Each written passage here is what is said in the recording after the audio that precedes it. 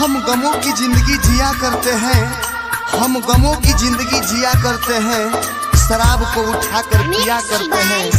लोगों के जिंदगी में अनेकों लड़कियां आती जाती रहती हैं, लेकिन हम एक ही लड़की का इंतजार किया करते हैं, किया करते हैं। कंचन राज मुजफ्फरपुर, कंचन राज presented by Videshi Lal entertainment.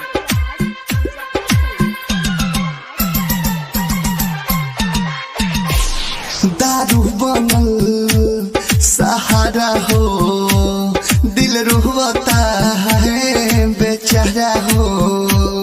दारू बनल सहारा हो, दिल रुहता है बेचारा हो।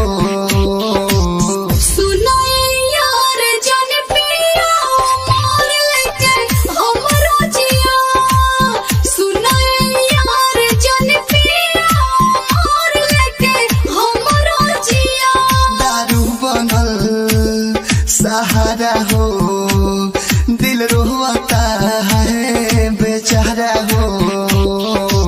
सुनो यार जन पिया मोर लेके हमरो जिया, सुनो यार जन पिया मोर लेके हमरो जिया। Presented by Videshi Lal entertainment. Mix by Kanchan Raj Muzaffarpur, Kanchan Raj Muzaffarpur. Balaji recording studio Jadavpur.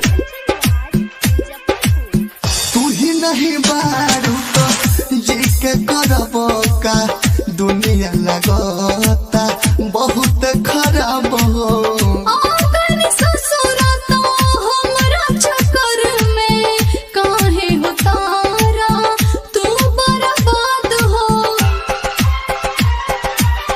तू ही नहीं बारू तो जी के करबो का,